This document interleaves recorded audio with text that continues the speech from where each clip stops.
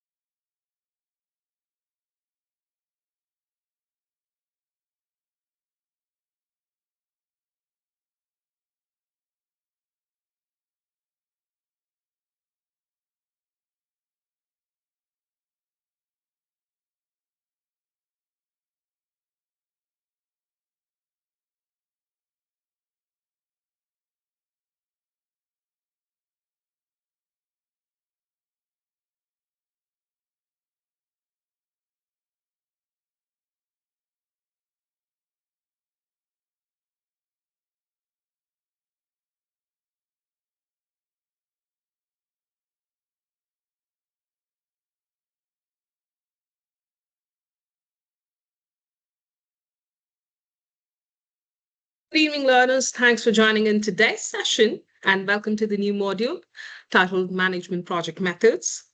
A small disclaimer, I need you all to put your microphones on mute just in case there is an overlapping background. It's going to reflect in the recording. So please be a little mindful of that because a couple of your microphones I see is switched on and I had to mandatorily put it off. So with that note, yes, let me ask my learners, how have you all been? You are free to respond using the chat box and also unmute your microphones just in case you wish to convey this through audio. Okay, I find a couple of learners. Okay, posting it in chat. We have Michael out there. Fine. So looking at Michael's output there on the chat, I feel it's content. All good there. And Nikki, evening, all good. Thank you. It's great. And Mariana, great. Okay, interesting. Perfect. Sounds pretty optimistic to me, especially from the learners who have now progressed to part B. So in the first place, before I get into the rhythm of session and also explain to you the crux of this module facilitation, I'd like to introduce myself. This is Maria. I work as Associate Head of Quality and Compliance at Exceed College, and I'm also the program leader for the MBA program under the Plymouth Marshall University banner. So I'm really looking forward for the session because this particular module, unlike your other module facilitation in part A, is going to be pretty interesting and also exciting because you learners are going to drive the show in the entire part B. So definitely you'll have facilitation for 8 sessions. And this technically has 3 learning outcomes. Unlike your part A, the module will be running across 3 LOs. Of course, these 3 LOs will be spread across 8 sessions. And you will have a run through on the assignment. Now, assignment is going to be pretty unique per se. I will get you there. And also I'm going to explain to you how you're going to run the show by yourselves because this particular dissertation component, along with the proposal and the presentation, is completely going to be with your areas of interest in business management program.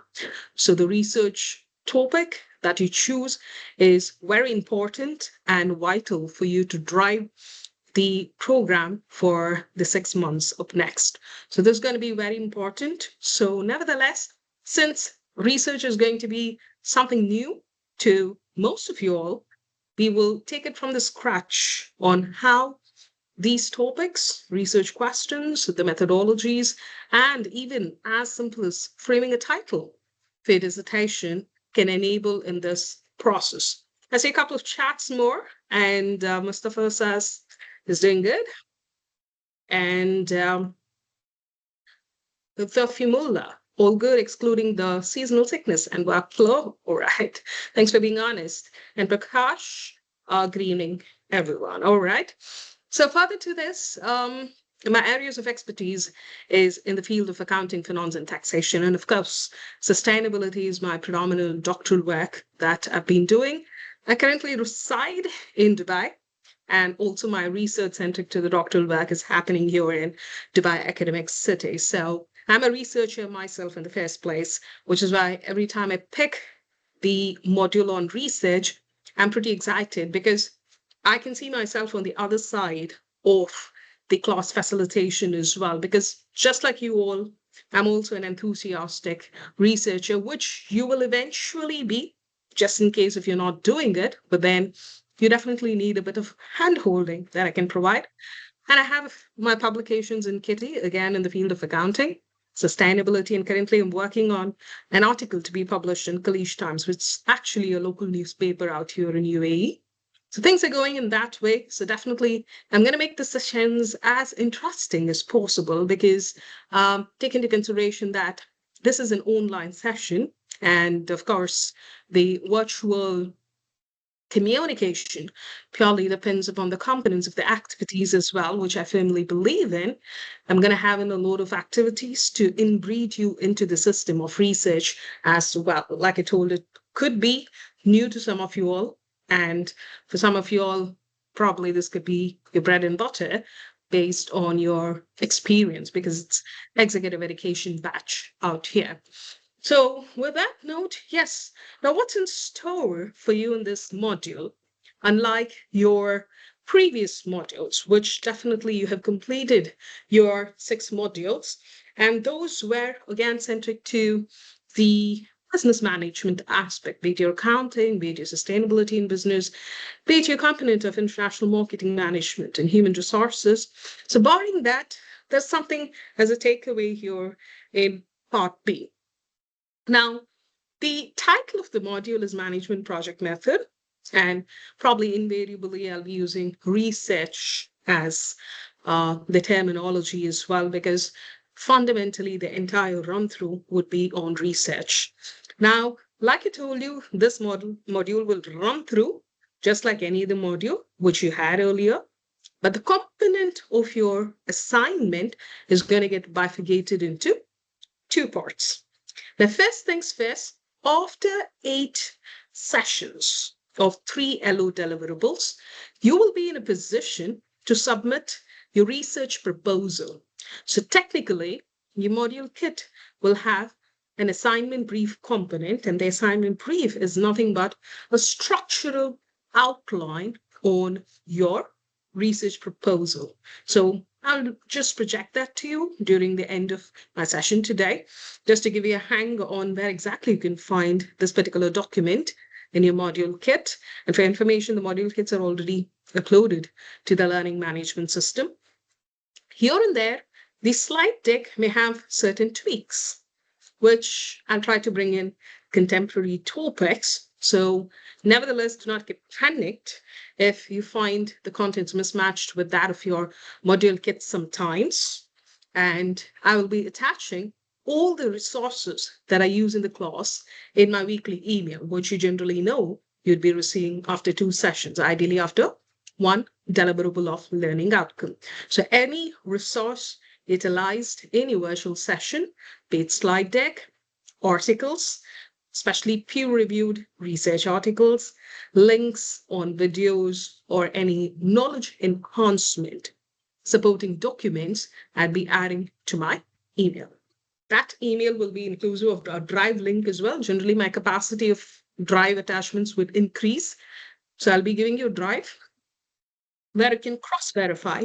Even a book on research will be added to it. So coming back to the components. So end of the module, you have 2 components.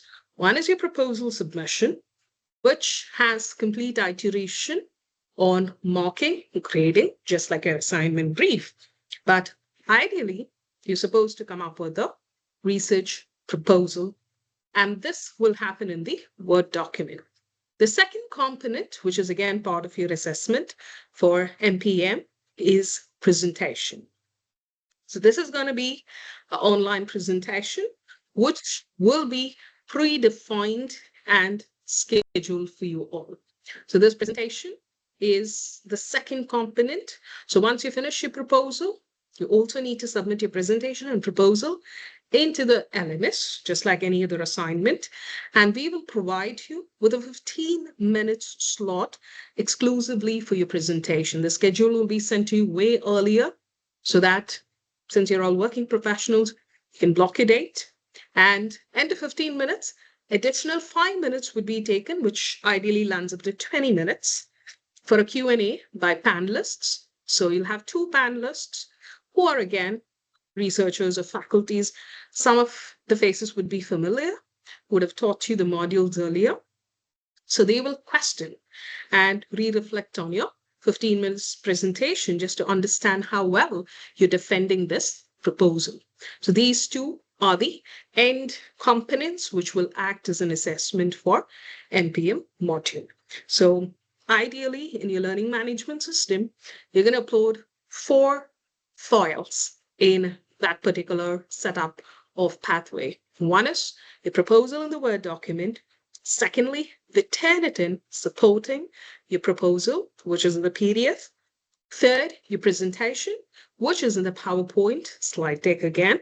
And the last one, the component of your presentation to be run across Turnitin for plagiarism check. So 4 documents gets uploaded to the LMS for assignment. So be very careful before you click submit. And this is going to be your entire assessment for this module deliverable. Any doubt at any point of time, you're free to ask me questions or draft an email to me as well. I will be more than happy to help you out in this regard, because the research component is your last lap per se for you to complete the program. So it's important that you pass this as well. Now, the grading pattern for this, ideally that reflects in your transcript, is in line with 2 aspects. One is your proposal and presentation is just a pass or fail module. Now, what pass or fail module means, your transcript, which is being reflected by the university, will only say if you've passed or failed these 2 components. In fact, management project methods will have 2 reflections. One is a research proposal, which is eventually a Word document, which is at some point of time assessed, definitely yes. Although you will receive the scores, you will not be awarded any distinction, merit there. It's just pass or fail, despite you getting a numerical. Let's say you get a 71, which is a distinction. But then university norms, you only get qualified as pass or fail for a proposal, because it's very early stage for us to even define to say it's an exceptional job. So transcript will have pass. Secondly, the presentation, again, whatever inputs is given by the panel, definitely you will receive it. And then a supervisor, an individual supervisor would be given to you, who on a one-on-one basis is going to take up 3 mandatory meetings. And then we're going to run the show with the supervisor with you. So each of y'all are going to get 1 supervisor completely dedicated for your dissertation in line with the research. So that's going to be a conducive document with 10,000 words maximum. That's pretty exhaustive in comparison to your proposal, which is just a outline of your dissertation as well there. So ideally, your proposal and presentation is just going to be a pass or fail. So irrespective of whatever the numerical scoring gets projected in your LMS, it's just a component of pass or fail. Anything below 50 is where you have to get into an alarming situation, because that below 50 score is going to reflect as an F grade, which is fail. So please ensure you don't reach there. And definitely I'm going to help you work out in getting the proposal fixed. And I'm going to support you in letting you know what is required in a proposal prototype as well, so that you don't deviate from the requisites of a research proposal. So this should be an independent work in the first place. And it has to be unique, could be your areas of expertise that could probe you to get a topic in research, could also be your interest in that particular field, but it should not divert from the business management theory or the facilitation of your proposal itself. The idea should not go beyond business management scope. Maybe you can pick something in AI, of course, but in line with the business management criteria. I can't take technically medicine topic or something which is from an engineering background, which is corely into it. So anything and everything is fine, but you'll have to refine to get into the tune of the business management, because your end title of the degree is Master's in Business Administration. So you'll have to align it to business related topic. Could be any field, could be any combination, but aligning to the business title is what we are looking at. So I'm going to help you on that front, because here it's just a hand holding that is required, and processes, you'll have to be on top of it. For your information, this particular module is a requisite of 100% attendance, because every attendance and the reflection of your absenteeism, if that's the case, would be reaching out to the university. We have a system where we need to upload the attendance details of every classes to the university. So 100% attendance is a reflection for all these 8 sessions. So should you have any reservations, let's say contingency under extenuating circumstances, please raise a request. We'll send it to the university. They would review and let us know. But you must have supporting evidence to prove on those requests. If not, then it would be pretty challenging for you to clear this module. But as vocal as you are, we are here to support you. Unless you say, what is your situation? We may not be in a position to get you where you want to in line with any referrals under extenuating circumstances only. So that's one thing I wanted to tell the learners. And do not get baffled or get into the system thinking that, okay, this is completely a new ball game. It's definitely a new ball game in line with research, but I'm pretty sure your expertise, your backgrounds are going to get you there. And of course, the facilitation from my end, I'm going to support you, give you a structured output and guide you so that end of 8 modules, at least a constructive proposal is ready with you, so that you can prepare the PPTs, get ready for your presentation, and you can get done with this module with pass criteria for both. And for your information, you have to pass both the components. Both these components becomes the part of the module. It's not like I submitted my proposal, I'm taking a backseat. No. You should be in a position to submit proposal, presentation, and attend the schedule for the presentation, which you will have to give it online. Just like this, we'll let you know the schedule, we'll let you know the timing very well in advance. So please come prepared, because the recording of your presentation along with the panel will be sent to the university for scrutiny as well for this passing component. So it's very important that you complete both the components. Should you fail in any one of the components, again, this will reflect in your transcript. All right. So with that note, I'm getting to the module title here. In the first place, management project method. We do call it as research methods in certain aspects, but from the university's side, we always support tailoring management project method, which is the vetted title as well. Now, like I mentioned, we have 3 learning outcomes in this particular module, especially the first learning outcome is what I'm going to spread between the 2 classes, that is today and Saturday as well. So the first LO tries to say that you need to demonstrate on justifying most suitable research here, or let's say an inquiry method for investigating your topic. Now, your topic should again be in line with the business management context. In the learning outcome itself, the university is very well structured on the aspect that your topic needs to highlight the business and management context. So what we're going to learn in LO1 is pretty probably I would say 25% of your proposal will be reflected in LO1. Like, how can I narrow down my topic? And it will still not be the title, because for title to reach, you need refinement. So which is why we conclude an LO1 topic. So your research topic, how to frame, how to go about it, followed by your research aim, research questions, research objectives. What exactly is the problem statement from where you have constructed this research to probe into further?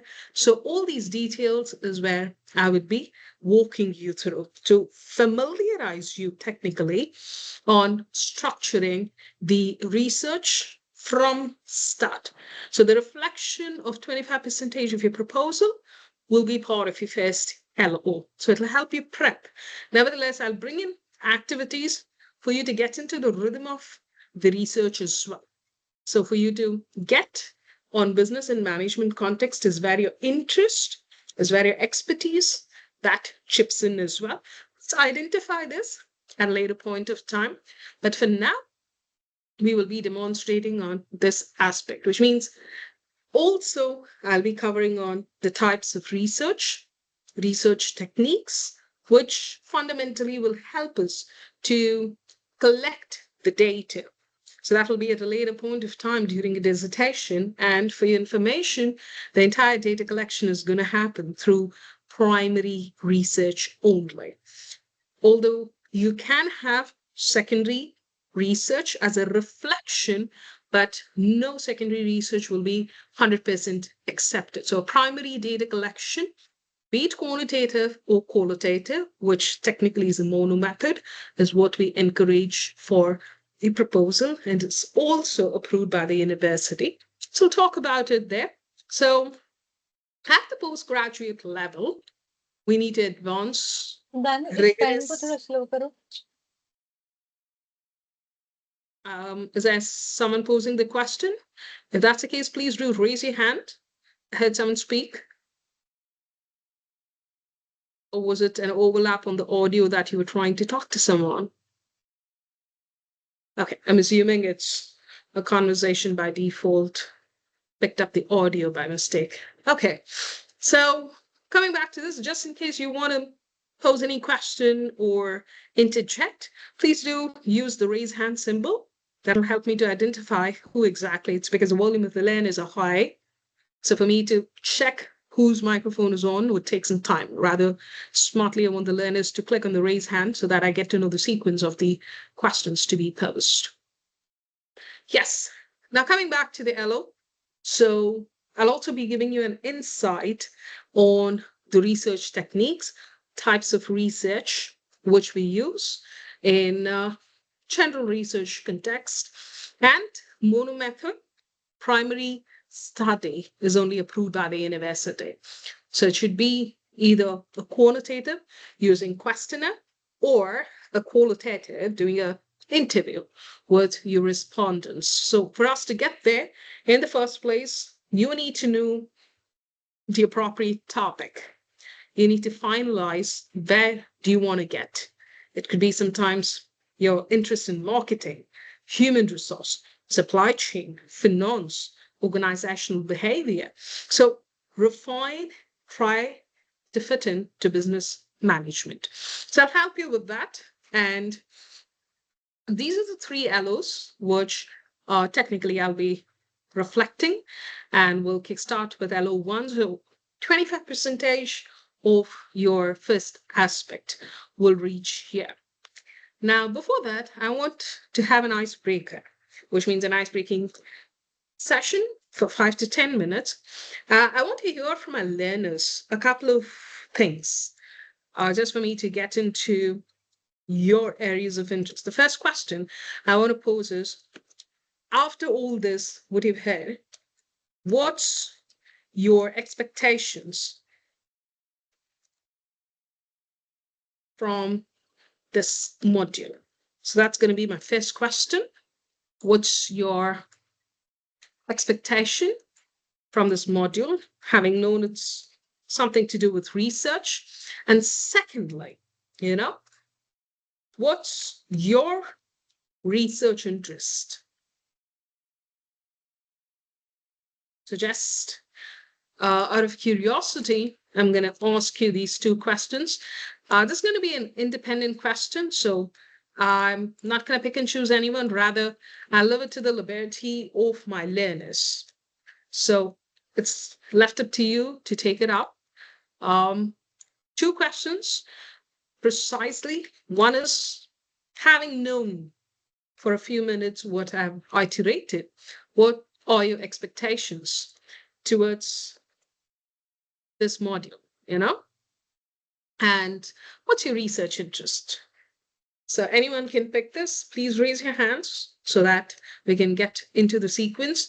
And my session is going to be completely a two-way communication. So I always encourage my learners to speak. Even if you don't get into it, probably I'm going to pick and choose you. That would be my second option. But firstly, I respect your individual approach as well. So you can use a chat, or you can get back on the microphone again with the raise hand option. These two questions.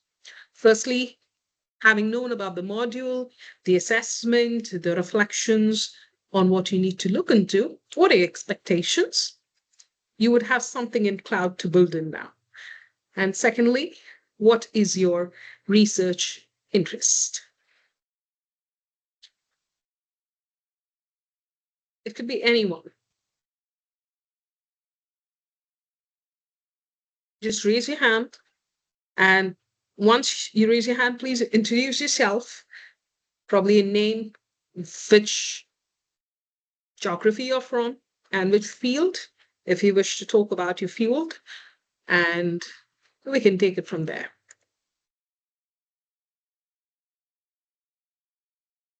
Yes. Okay, I've got one learner out there. Yes, the female, please go ahead. Hi. My name is Tafim. I'm from Saudi Arabia. I'm working here. Basically, to put it shortly and plainly, I would like to know how to choose a topic. I haven't. This is like a main area of concern for me reaching this stage. How do I get to choosing a topic? I haven't been able to think much about it. The area of interest, I have to still, what we call it, determine it. So basically, I'm entering this stage and I'm going to be needing guidance on this. All right. So, what's your professional background, Tafim? So I've been working in logistics basically. Since I came to Saudi Arabia, now this is my second organization. It's been almost about 10 years, maybe more also. So this is where I'm working in logistics, mostly air logistics. Or All right. Yeah. Okay. Thank you so much for breaking the ice. In fact, that was very clear. So, the first thing could be choosing my topic itself. So, that was an honest response from the theme. And definitely, logistics, we have loads of topics we can correlate to organizational context as well. I'll definitely help you in that regard. Thank you for breaking the ice, the field. Up next, I see a couple of chats there. Mohammed Yunus. My goal is to identify a research topic within, okay, again, the context of the industry, topic, somewhat similar. I see the response there. That's from Yunus. And Michael, to learn the correct methods of conducting academic research on my field of interest and different types of leadership traits in the private security organization. All right.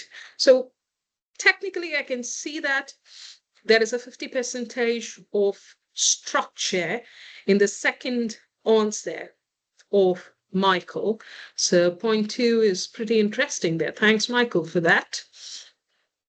And Jonas, are we in heavy equipment and commercial vehicles trading in UAE? Okay, so that's the professional expertise out there. Thank you for that. And how do you pronounce your name? Didier? How's it? So I don't want to incorrectly pronounce. If you could unmute your microphone. DJ. Didier. Ah, okay. Where are you from? See, you're speaking well. See if you could just converse. I'm from Mauritius, actually. Mauritius. Okay. So technically, you want to gain practical research skill, clear structure, high quality dissertation that's relevant to real business challenges. That's well defined. What's your professional background, Didier? Engineering. Engineering. Okay, we'll get there. Manufacturing operations. Operations. All right. We'll try to sync it through operations management. Thank you, Didier, for that. So nice. I've got a couple of learners there. Jonas, Michael, Didier, and of course, the theme spoke about it. I'm glad, and Mustafa. Please go ahead. Hi, I am Mustafa Mahmoud from KSA, and my major is sports facilities construction works. uh, like football pages and all of these things. So I expect from this module because I did already before all other modules on the company. It's called SIS Pitches. It's a UK company. So I think it will help to identify all the elements to Mhm. how this company now have around 10 branches at all the world, and another next company in this field is almost one Mhm. branch. So we want to understand how they make these researches and innovations every time to All bring right. a new products on the market. Interesting. Thank you so much, Mustafa, for that. Yeah. And Malik, go ahead, please.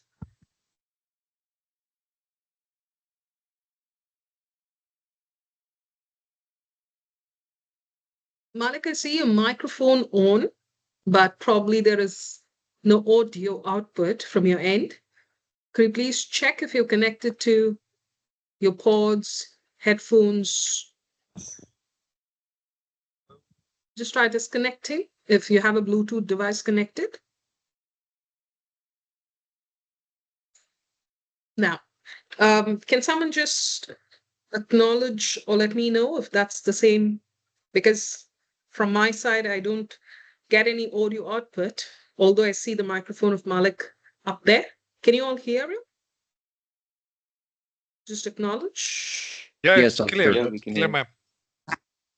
No, you can hear me, but Malik. No, No, can't hear Malik. no, No, can't hear. okay, ma'am. yeah, that's No, that's Malik. my question. All right, thank you so much. Yeah, I got the response from Nikki as well. Malik, please check your audio output, and should you require to double check, I would request you to log out and log in again. Sometimes, the relay may take time. Okay, you could just check on that. Meanwhile, I'll just get with few chats and Richard. I just saw Richard there. Yeah, I'm going to come back with Richard's conversation. I'll just go ahead with a few chats out there. Just give me a couple of minutes. I'll catch up there. Could you just rename your name is to initials that I see? So please put your first name or your whole name, complete name, surname. That's still fine. Good evening, all. Myself, Venetia. Venetia, just edit the name out there in the display because your attendance will be recorded. So we don't want you to miss out on attendance front. Expectation is how to make a good research proposal, choosing an appropriate topic. Okay, area of interest is in banking. It's good. And yes, now Marvelous is probably, one of my students. I can proudly say I remember this name. And this learner is actually a transfer learner from a different university under the banner of Exceed. So probably this is like an RPO that we have taken Marvelous into this program as well. So yes, good to see you here. And you can't open your microphone. Okay, that's absolutely fine. You can just post in here. And Nikki, okay, that's for the audio. And one last chat here, which is again from Estefanos. Just going to pick the second name there. Good evening. My expectation, I expect to deepen my understanding of strategic marketing and brand principle, especially how they apply to dynamic. Okay, this is for fashion industry. That's good. I'm looking forward to learning how to craft compelling advertising strategies that align with evolving consumer behavior and sustainability trend. Okay, that's something that is structuring into the response there. Good, interesting to see. Yes, of course, I remember. So, which is why I said that's an RPL mapping, marvelous. So, thank you for that. And a couple of y'all, I'm pretty baffled to see that you've reached to an extent of creating some output for your research. And Nadira says, good evening, and learn how to conduct research, dissertation, MBA level research interests in technology, and how it impacts the tertiary education institution. Okay. All right. So probably we may have to slightly refine that, Nadira.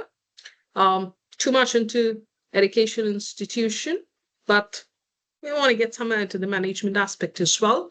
And Munzer, or Munzer, okay, in the research, are we required to have a primary data collection? Yes, that's what I've been telling. It's purely going to be a primary data collection. It's a mono method, be it qualitative or quantitative. You can choose based on your research questions and objectives. Again, supervisors are going to guide on that.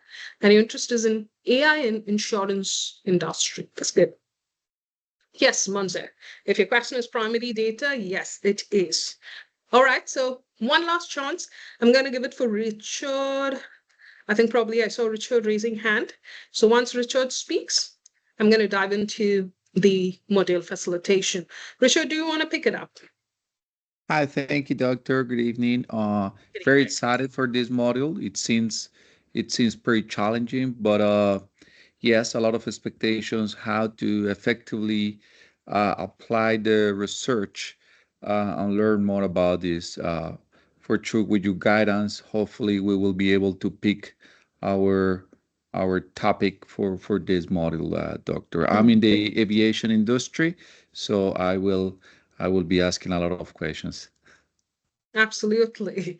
And I'm here to facilitate you all to clarify all your queries as well. Thank you, Richard, for that. So aviation, again, yes. So different streamlines and different areas of expertise out there, but definitely we're going to drive towards one objective in line with constructing a proposal. That's going to be your end target for this module. So once your proposal is constructed, your dissertation becomes pretty easy. So Syed, develop a strong research proposal, appropriate topic, and your research focuses on sustainable media industries. Interesting. That's pretty exciting to look into it. And okay, you people can keep posting the chat. I'm gonna pick up one last chat and then getting into the class. Numan, again, techniques on great research, and you would like to reflect on automotive strategic future in terms of EV global market. So electric vehicle, EV stands for that. So thank you, Numan, for that. Pretty interesting streams I'm looking into here. Now coming back to my next slide, I want to ask my learners, what is your understanding towards the term research? Let's get the terminology correct first. So what's your understanding towards the term research? In layman's language, do not give me any definitions. I mean, I always like raw response. As honest as you are, that's what I look up to. Okay, so we're starting with Numan, their investigation. All right. Yes, Jonas. Yeah. Collecting the data. Okay, collecting the data. Nice, good try. Collecting data, investigation. Anything else? To see what's around in the market, what's happening, and then compile your stuff and then propose your ideas. Okay, so the three different stuffs to see what's around in the market, compile your ideas, and So prepare your actually, stuff. yeah, Okay. my background is in automotive, so obviously I'm looking around like what's happening in the world, how the EV market is happening, how range extenders are happening, and what are the people demanding as well. Because you need to see what customers are expecting.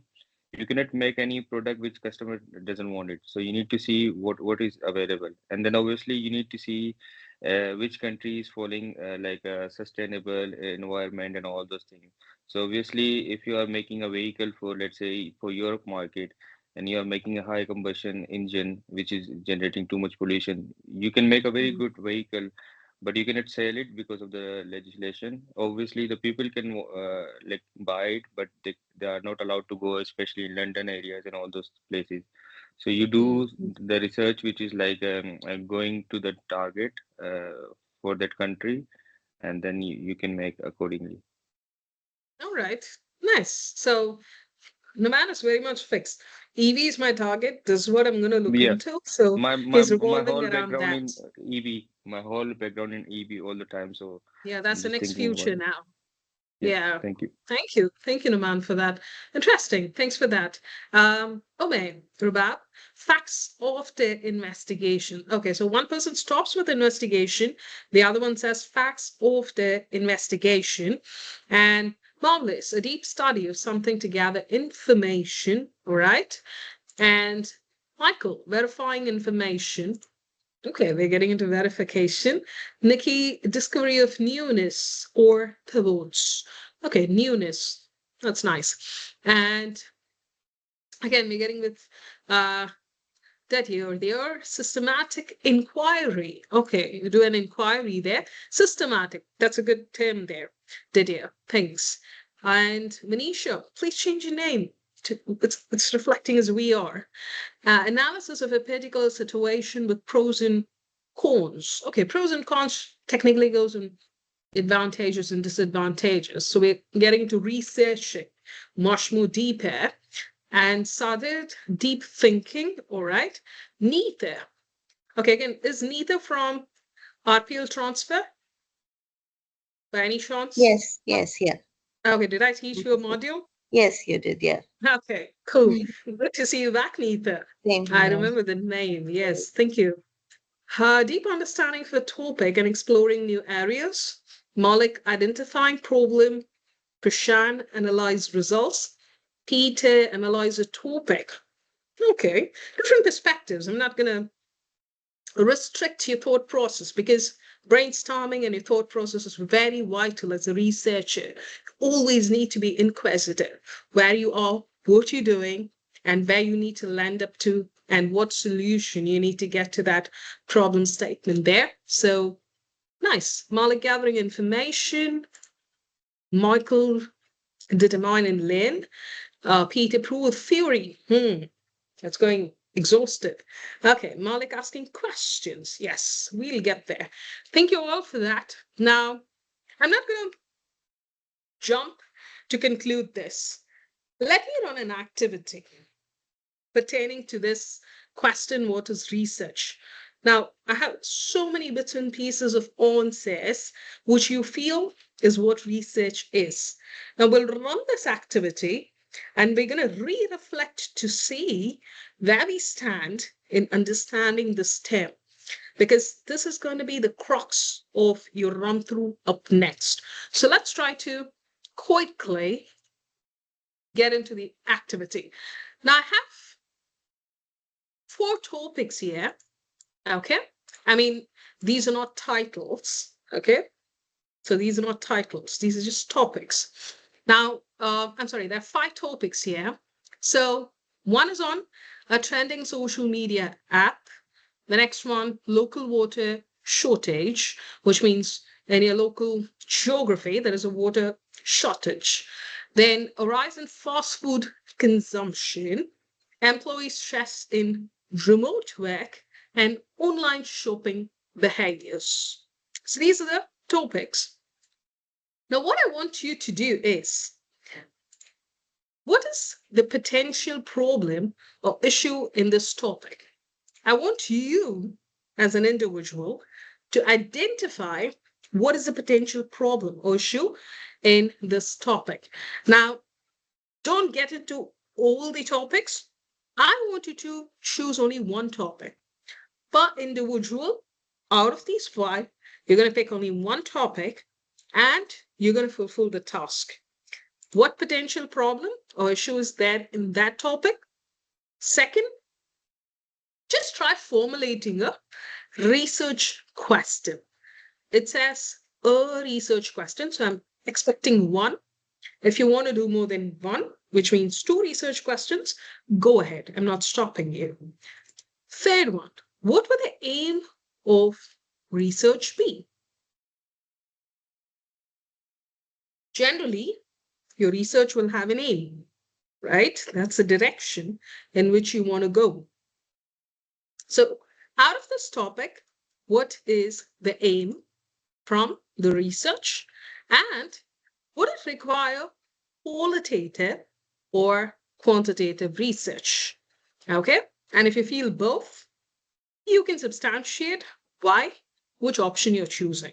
Okay? For your information, qualitative is in the form of interviews that we do. Quantitative is in the form of survey, the questionnaire which we use, and send forms like your Google Forms to collect quantitative data, which is going to be humongous number of respondents in comparative to qualitative, which is minimal in nature because it's interview. Sometimes it's face-to-face, and now because of technology, we take online interviews as well. All right. So any doubts with the task? Step 1, you're going to choose a topic, only one. Don't mix and match, only one. And task, 4 questions, out of which you're going to re-reflect on that particular topic. Now, where you're going to answer is where I'm bringing in the element of Padlet. Okay? You need to, of course, share your answers. So what I'm going to do is I will let you work on this Padlet page. So I'll provide the link. Just a minute.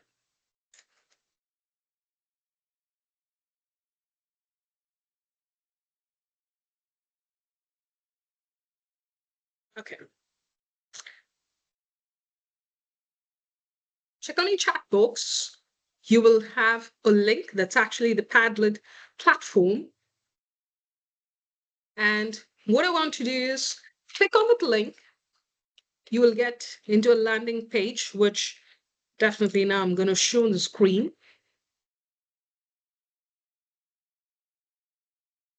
I'm going to add the topic here.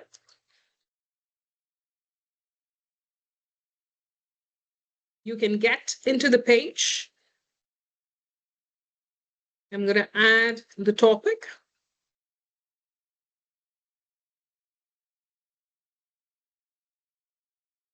So once you get the topic, if you're on the page, it'll reflect already. Just in case you've not got on the page, please click the link where it'll help you to land on the page. It's a Padlet web page. Generally, I use it for activities.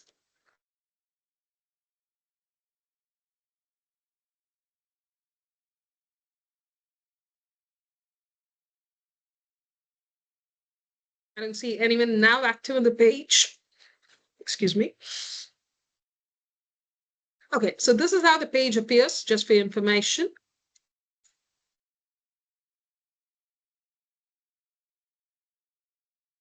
I'm screen sharing.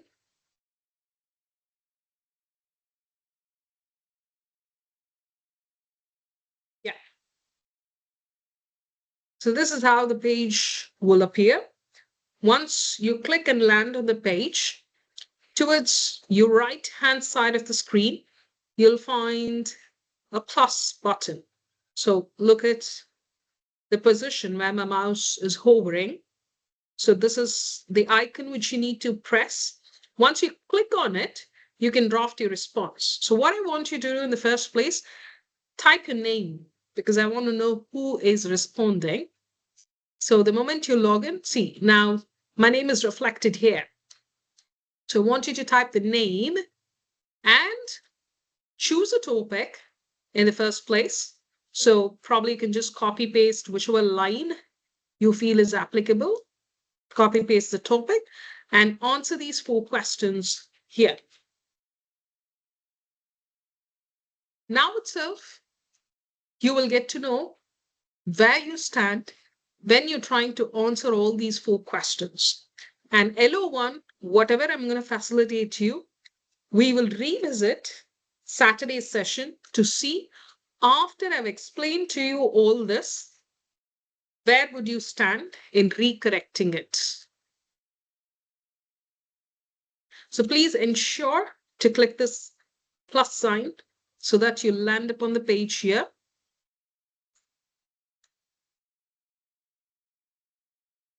I see a couple of them.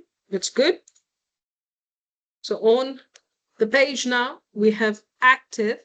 Peter is active. So like you can see on my screen, please change the name to whosoever it is. So Peter has done it right.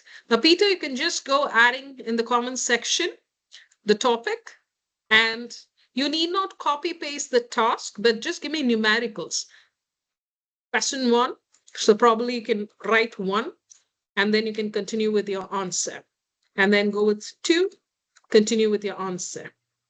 Don't type the questions. I just need the topic followed by question 1, 2, the numericals only. And then your response. I can see 8 of them active on the sheet who are typing. Okay, so Peter is quickly responding. Peter chose local water shortage. So I'm just going to give you 5 minutes for this rundown. For information, all these will be saved on Padlet. Anytime in this 8 sessions, we can come and re-reflect. So which is why I keep this as part of my activities.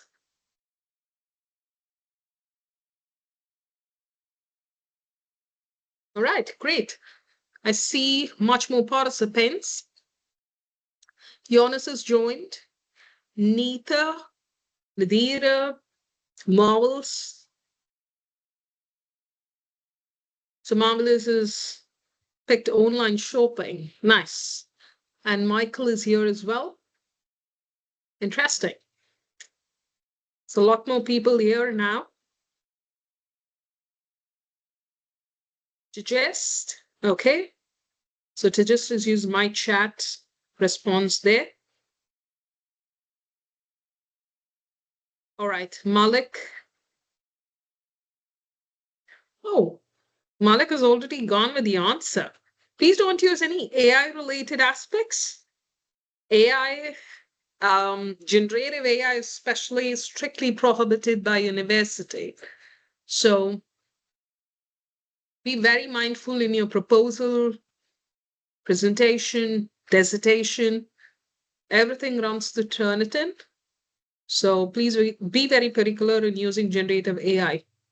If they declare a misconduct, your results will be at stake. All right, Sadid is joined. Manzur. Okay, so this particular learner, please rename. I see Nikki.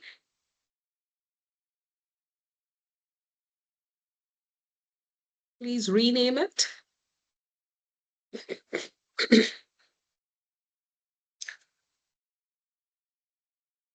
Ma'am, can you put those questions in again, please? All right, on the chat box, you mean? Yes, So my please. question is moved beneath because Okay, I see it. it's Thank you. timed, yeah, 5 minutes ago. So just No scroll down. worries. Yeah. No worries. Thank you. Yeah, welcome, Michael.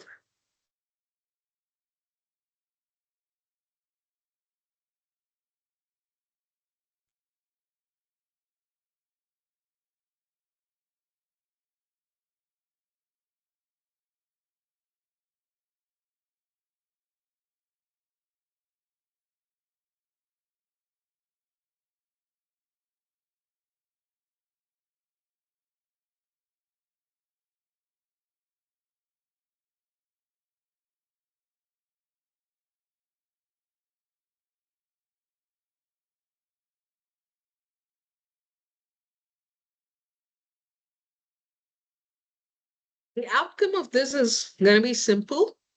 We're going to revisit to see how well each of you have identified a research problem and what is the clarity on research question aim you have got, and then your understanding towards qualitative and quantitative study. So I'm going to reflect on these pertaining to you. I'm not going to say this is right, this is wrong, but I'll walk you through so that you know where your gaps are. Okay, that's quite exhaustive. I can see good amount of participants.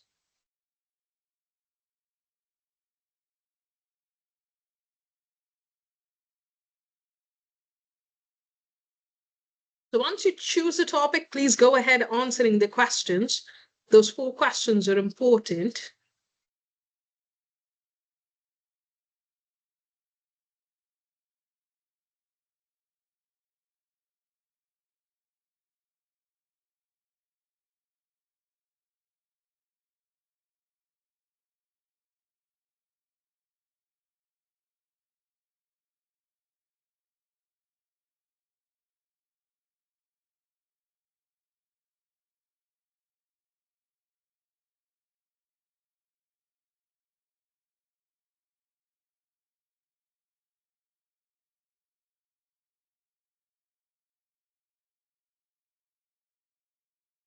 All right, Nadira has picked on remote work. That's nice. And Nadira, you can cover quantitative or qualitative aspects. I think you're working on it. So far, okay. Some of you all have just paused with topic.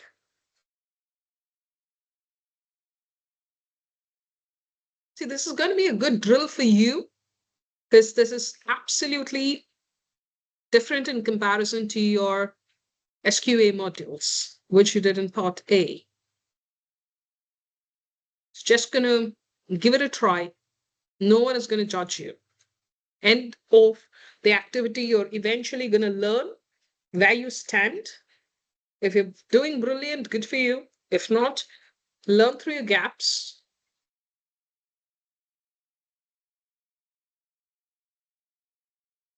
Okay, so Nab has posted online shopping behaviors, very diverse and multifaceted field, range of contributive facts, largely focusing on preference and emotion. Attention is limited and the competition for it is fierce. So much vying for people's attention. How can they, exceptionally stand out? Aim would be to define an approach best suited for the strategic objective of the company, both to gain both subjective and objective. Okay, so you're looking at both the aspects. All right. Didier, employee working remotely, high stress level, isolation, poor life work. Oh, yeah, that's good. Work-life balance, lack of support. How does remote work impact employee stress levels?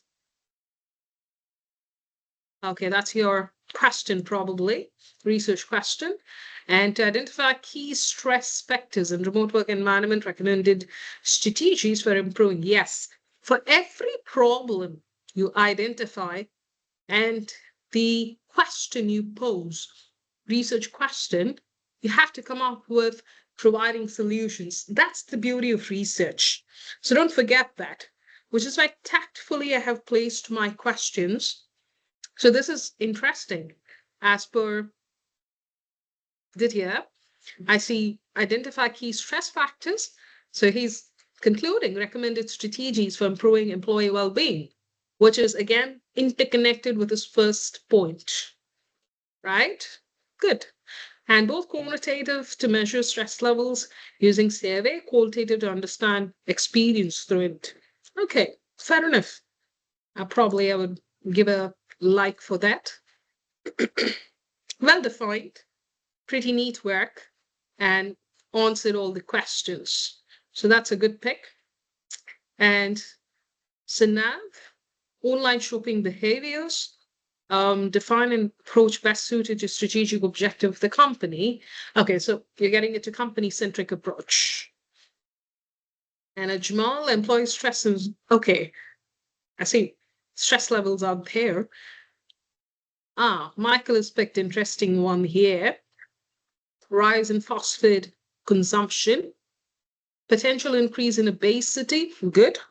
Increase in fast food consumption affect obesity in the current consumer group. Yeah, target audience. That's interesting. He's mentioned on current consumer group. Aim would be to understand whether an increase in fast food consumption would affect health issues, especially obesity. Yeah, it's primary variable per se is on obesity there. And this would require a quantitative research approach. Again, anonymity, which is really good considering sensitive aspect of obesity, the term they, to respondents as it would be an indicative of their health and well-being. Oh, good job there, Michael. Nice, good show. And Sanav, online shopping. Okay, I'm getting there. Probably, do you have something to add? I'll give people some time.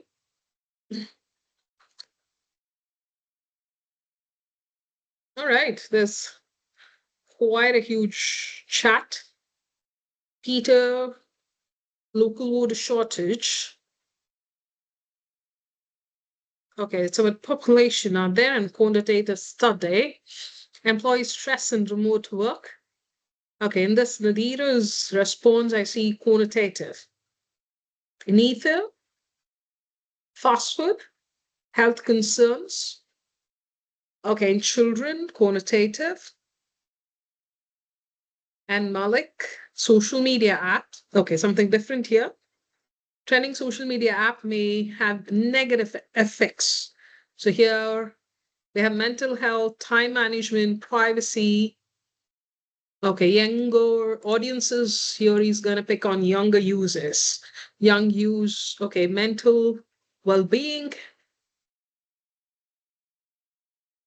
Nice. But hope it's not a generative AI content, Malik. So it's pretty interesting to see well-defined points and responses there. So be very cautious even in your research. Please don't get completely into, I mean, technically you can't evade it. You know, society's gotten to generative AI. Even for an email composition nowadays, I see people getting the help of generative AI. That's where they've landed. But please do not indulge in it more because we have Turnitin and the university may flag it under misconduct. All right, so thanks for participating in the activity. I think you can post it at a later point of time as well. I'm impressed, per se, looking at all of your contributions. I'm going to reread it. Okay, so whenever I run an activity, I just don't spend time during class alone. I re-reflect and reread it during my schedule hours as well, just to understand the nature and scope of contribution on research that my learners have. So good job. A couple of y'all, I just quickly read everything, but some of y'all maybe have not covered the aspects because I don't want to just spend time on analysis because we need to learn as well. We'll get there, but probably I'd say a good show on giving a try. Please try to fill it just in case when you have time so that I get at least responses from people who are participative to understand more about research. Now, a couple of things to re-reflect on these questions. I saw one person picking on first topic, a trending social media app. Now, when you're talking about social media app, see, when I say research, now research, technically, I saw most of your explanation, what exactly it is, how exactly your research can look into, information, probing, theory, getting or constructing a theory, everything. Yes, of course, I agree. But when we fundamentally talk about research, you need to make an important distinction between what many people casually refer to as research and what qualifies as a true academic or systematic research. That is really important because you're trying to emphasize that not all information gathering or fact-finding activities should be considered genuinely as a research. Sometimes, when probably we have a couple of women here, and let's say Nita wants to get into Russian cuisine and she's very much interested. Probably she says, I need to get this dish done for my kids. She would search online, probably to get the recipes and check a few YouTube videos to see what could be the best possible way to get the platter for her kids. Now, what she's trying to do is a search and not research. Fundamentally, what happens with most of the people is they try to emphasize on information gathering or fact-finding activities to be considered as genuine research, which is not the case. So let's unpack this to understand what exactly is research in the first place.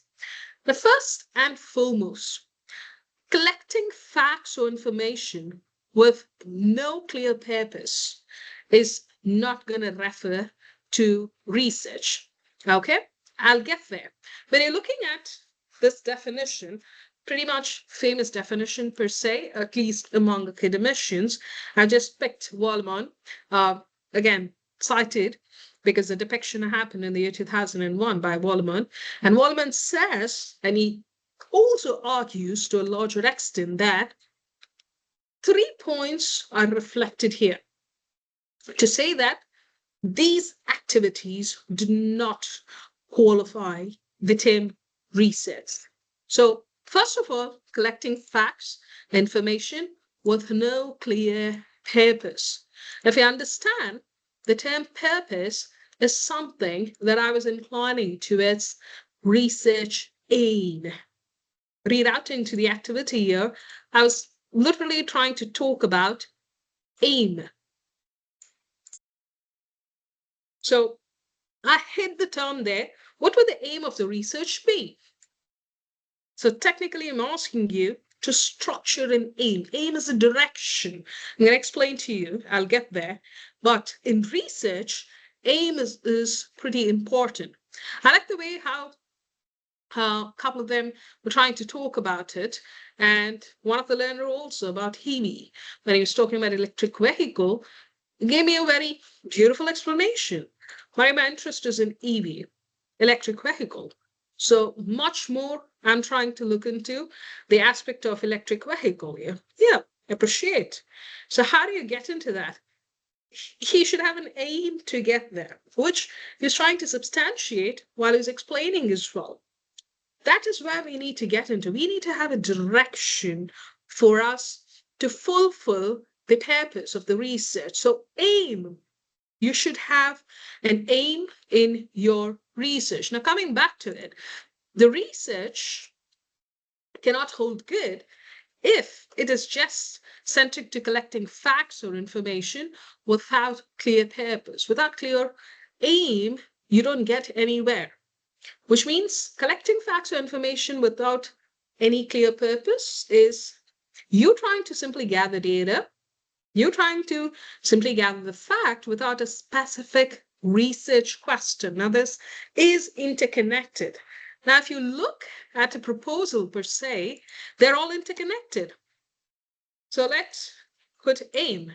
Soon after your aim comes the research questions. Soon after your research questions, you get your research objectives. It's interconnected, right? So you know this is the purpose. This is the direction in which I need to navigate my research. And if I need to navigate, I need to know the questions. Who, what, how, where, right? So technically, that is where I asked formulate the research questions in the activity. So technically, you need to structure research question. The requisite by the university is at least you can have 2 research questions minimum, and maximum you can have 3, but not more than that. Considering the duration for your master's research period is limited, so you just have 5 to 6 months. You can't have too many questions to fulfill your daily collection, because these questions need a substantial answer for which you're using your respondents. either qualitative or quantitative. So 2 minimum, yes, you should have 2 research questions. 3 maximum, at the max. Don't stress yourself. If you have 2, decent one as well. I have students in my supervision having distinction with just 2 research questions because they're very focused on only these 2 factors. Coming back, you also need to structure objectives. 3 mandatory objectives is a requisite by the university. I'm going to explain to you how to structure objectives. What are research questions? Definitely yes. Now, getting back to the first statement that Wallerman is trying to make, what is a research? Now, just collecting facts, information with no clear purpose. Now, I just pick the word purpose and look from where purpose to aim to question to objectives I navigated. So research is interconnect totally. For you to structure an aim, gives you a direction for questions. For you to reflect on questions, you have to correlate always your research objectives and research questions. There should be correlation. I can't divert my questions away from objectives because everything should be purpose driven.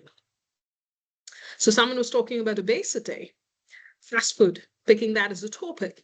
So if Michael, I presume it's Michael, if Michael is talking about obesity, which is one of the variable, so the reflection of the questions should revolve around obesity. Probably is trying to get heart rate risks, cardiac arrests due to this. Could be another variable. If he's getting these 2 as an aspect, then objectives and questions can revolve around this and not beyond this. So we have a limited scope as well in our research. And the more we narrow is the better we can get the valuable outputs. So it cannot be broad. Technically, you need to narrow down your title even in your dissertation. So choosing a topic is fine. Now, when you're talking about fast food or you're talking about water shortage, it is a pro topic. Someone correlated water shortage with population. That is how you're narrowing down. Maybe it's geography, rural area, urban area, industrialization, water shortage gets into that because of population. So you brainstorm, which could be the possible fit. Again, this possible fit should fit into the respondents. Are you within the purview of reaching the respondents who can give you a solution to the questions you've posed? You have to think broad. You have to narrow down in simplifying your research work. So which is why when we choose a title, you can't have all the variables in a title to say, this is what my study is on. No, the more narrower, the better. And that's what the research is all about. So something which has a purpose is where your research is getting into, which is why we say, tell us what your research aim is. You need to know as a researcher what your aim is.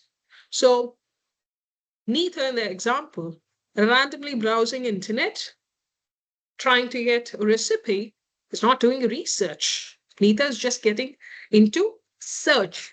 She's searching something as a recipe to get there. Again, when you look at the second point, reassembling and reordering facts or information without interpretation. Now, this is just an activity of taking existing information, rearranging it, probably chronological, thematic, without adding any analysis or interpretation or a new insight, which is really important in research. We get into an element of literature review, which ideally is your second chapter in your dissertation. What we do is, technically, I will, as a researcher, tell you people to first get into literature review to understand in this prescribed field what the other researchers have contributed to the study so that you do not reinvent the wheel, but rather bring in a new insight into that field. If you're reinventing the wheel, no one is going to encourage or entertain. They're just going to say, I got this article on the internet. It just really reflects how different is Michael, your work? How different is Peter, your work? How different is Malik, your work? That matters. So, reassembling facts, reordering facts does not add value as research without any interpretation or adding any analysis or giving a new insight. If you're qualified to be publishing an article, which you can definitely do with your dissertation, so put your best effort in your dissertation. End of your 6 months, take a supervisor's help, convert it into a publication, publish it. Don't get your all work done and dusted in one report of dissertation. No, get it into publication, which means you need to add new insight. So have critical engagement with the topic, with the title, and take it forward. That's important. And finally, research. Again, what is not research? Using as a term to get your product or idea noticed and respected. So maybe you think trying to include the word research in my search, I can try to get the idea noticed. Let's say like EV, electric vehicle is picking up now. Tesla is getting competition from BYD. They're rediscovering different models to reduce the carbon emission.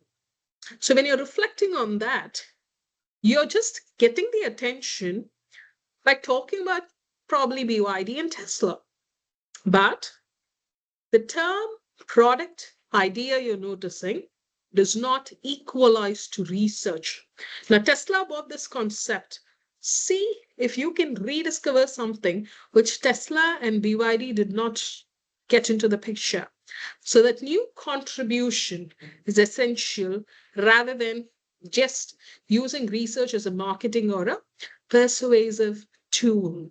Never get a persuasive tool into the picture to say, I'm researching. So research is definitely a buzzword. So you are given full liberty to make a product, to introduce a service, to get your idea appear on more credible or trustworthy way, even when the process is rigorous. Okay, sometimes academically we go rigorous, but at your master's level, we go a little easy. We don't get into the crux of research to say send percentage there, but we guide you, right? So get into the aspect of bringing in new theory or bringing in new insight rather than just using the word research as a persuasive tool, just like how marketing people do, right? We see products which says vegan, 100% biodegradable. Those are not vetted by the precisely the quality consultants to say that they are literally vegan products. For that, we have our own trademarks, which has been approved internationally to say vegan products, biodegradable products. Just using 100% biodegradable does not mean the product is biodegradable. It's just like a persuasive tool, deception per se. So be very particular on just not getting a topic into the picture to say that, hey, this is research. See if there is a problem really existing with this particular topic. That I, as a researcher, can get a fresh contribution and a new insight into the society. Technically, it needs to contribute to the existing knowledge or the study.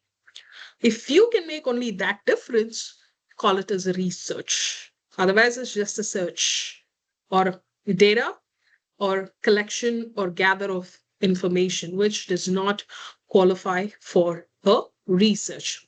So ultimately, what Wallman says and argues is a true research must go beyond data gathering, which means you as a researcher up next should involve clear aim, research question, systematic method, critical thinking and interpretation. And you should have an intention to generate new knowledge or insight. This is really very important. Probably I would like to put it on top of other points.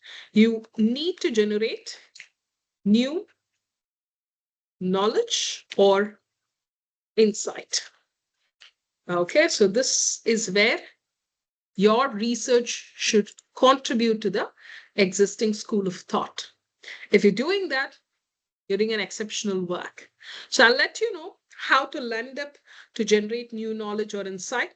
Let's take a 15 minutes break and then get back on the concept. All right. So research is really interesting. We can talk on and on and on. So I'm just going to let you for a 15 minutes break. Technically, I exceeded the break time, meaning to say I'm breaking a little late. So let's have 15 minutes break and then resume the session. So you all have the same rigor and then get back for the session. Yes, Jonas. By mistakes. Okay, that's okay. It's fine, absolutely fine. We'll meet after 15 minutes. I'll continue with the topic research with other examples and then move on. So please come up with the same rigor. See you after 15 minutes.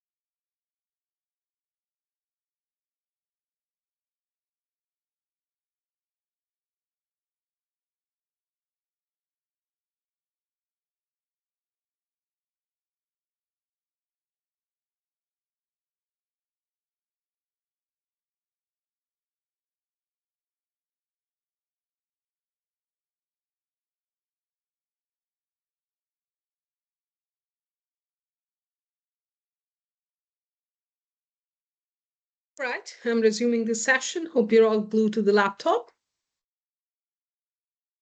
I have chat. It's a quick one from Michael. Will the slide deck be available in the LMS under my projects? Yes, of course. But I had given a disclaimer during my session stating that there would be a couple of points or variations in my deck. So definitely the attachments, supporting documents, whichever I use in the class will be attached to the weekly email. So a copy will be provided to you, nevertheless, because of some variations that I would be doing in line with the contemporary preposition of research as well. Okay, so hope that answers your question, and thanks for all those who just give me a thumbs up to say, yes, I'm back. So great. Yes, you're welcome, Michael. So prior to the break, I was just trying to explain to you what exactly is research, and the justification of Valman was being picked in letting you know what these actually refer to and how these do not become the part of the component of the research, which predominantly is the assumption of most of them who do not have much more understanding about research. And I was trying to link on the aim, excuse me, research questions and objectives as well. So the conclusion here is when you're generating new knowledge or insight to an existing set of contribution on a particular topic is where you get into the course of research. So research is a systematic and structured process that we need to look into. Sometimes a person can inquire to discover new information, and you can interpret the existing facts or solve specific problem, which is really important. Identification of problem is really important in a research. And it also involves collecting data, analyzing it, interpreting the data as well, for which you definitely need your respondents. And for all this thing to do, first place, you need to understand to get the topic appropriate. So an issue or a phenomenon which you are actively involved into or subject to your industry specification or experience is where this research gets its hang on as well. Now, quickly, I have 4 points here. Let me know if these are research or not. Quick points here. So I'm just going to copy paste these in the chat there, just in case you want to reread it, what's there on the slide. We'll go one by one. Okay, so I just want you to say yes or no. Okay, if this qualifies for research or not. Some people will say that they routinely research different online websites to find the best place to buy goods or services they want. Is this a research?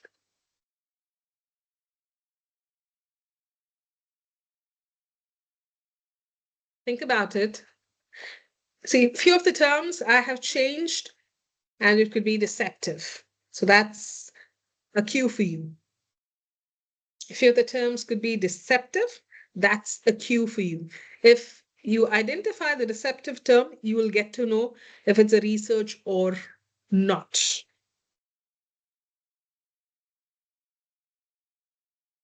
All right, that's good. Quite a bit of people have given me the correct answer. No, it's not.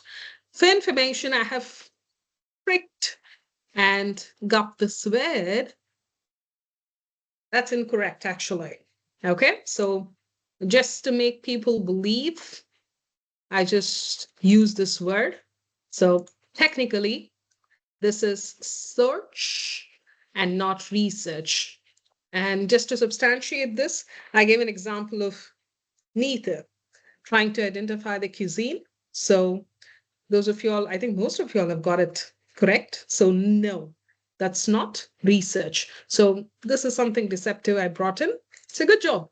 Next, Second one, television news channels supposedly conduct research in the form of viewer polls on topics of public interest, such as forthcoming elections or government-funded projects. Is this research? I've moved to the second question. Do you think this qualifies for research? See, you're absolutely free to give your answers.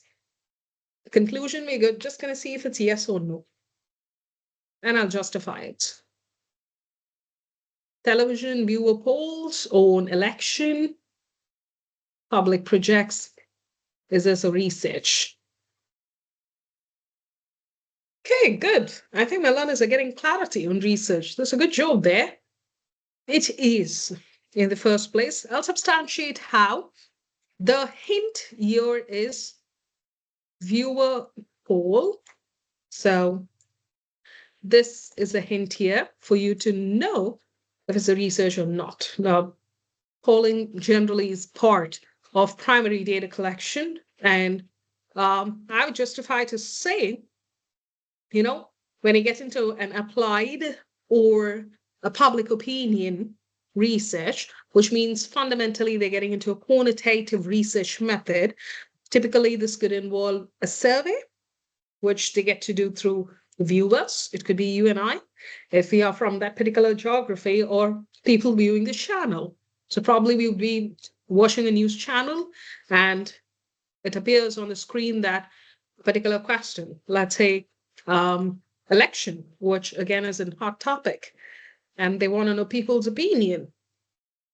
So it's quantitative research method. It's applied method here. So the implication here is definitely to gauge public opinion. So if they are designing with proper sampling method and analysis, it can yield a meaningful insight and influence possibly the public to discourse on the given topic as well. So if it's oversimplified, it leads to biasness by the media, but it has to qualify it for a structured social research, because we become the part of the social gathering here, who becomes a part of the respondents on the polling. Yes is the right answer. Good job. Third one, undergraduate students research the internet, okay, to find the information. Oh, that's quick. Oh, God, that's quick. Undergraduate students research the internet to find information. They need to complete the assigned projects or term papers. Let's say people like you. Okay, so we need to complete your term projects, your assignments. So the third question, and I've just tried to stress when I read it, I was trying to say research the internet, which is incorrect. Okay, so good job so far. And the answer is no, it cannot be research. Technically, like the first point, they're just going to search. You're just going to browse, to be precise. Next, which is the last one there. Businesses and consultants research different potential solutions to remedy organizational problems, such as supply chain bottleneck, or to identify customer purchase patterns. I didn't stress anywhere. It's a very clean statement. So I'm not going to give any hints. Does it qualify or not? Good. I think, yeah, the answers I see. Fresh chats say yes, it is indeed. So if you look at that point, there is an issue, right? Issue is they're trying to talk about the organization problem. So that's a hint for us in the first place. So businesses and consultants are analyzing the organizational issue, which technically I've used as organizational problems. So this is applied or practical research. So what happens here is there is a strong statement of an applied research because we are trying to aim to solve real world problem in this scenario.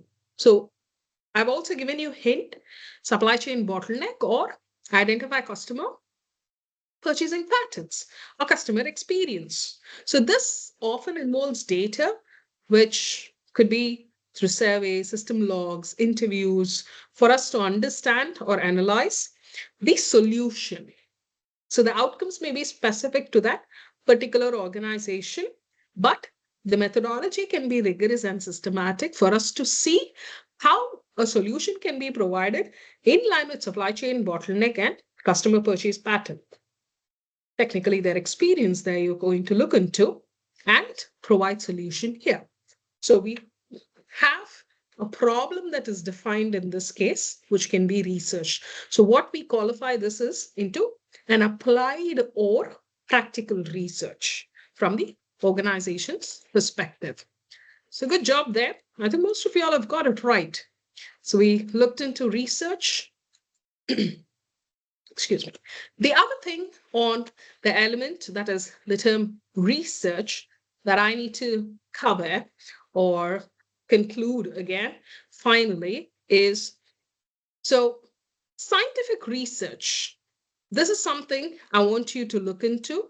Of course, some of their examples I've deleted, which does not hold good for an qualifying factor. So I need you to look into scientific research. For research, this is very important because we try to understand what qualifies as a scientific research because you have to distinguish it from the causal information. When you gather your day-to-day inquiry, you get into just gathering information. Now suddenly someone talks about Trump. So you are very keen. And excuse me, you may feel that you need to contribute towards a discussion, probably among your peers or colleagues. So then you search. So there's no scientific analysis. Someone talks about some personality, you have a different opinion, your peers would have a different opinion. So you want to make the conversation more interesting. Do you search to see what could be the possible information you can get on the platter?